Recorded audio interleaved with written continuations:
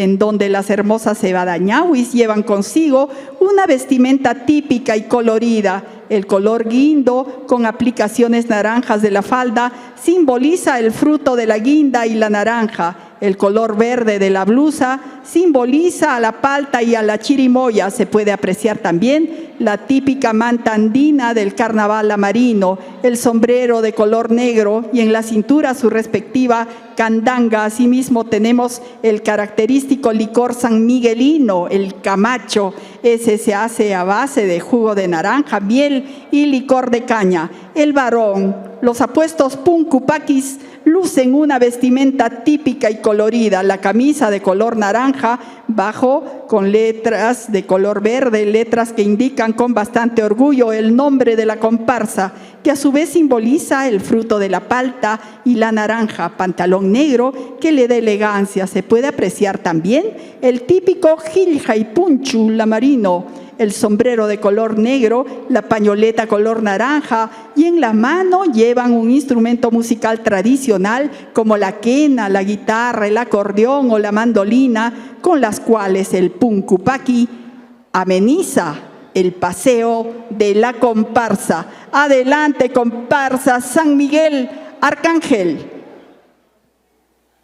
Música, maestro.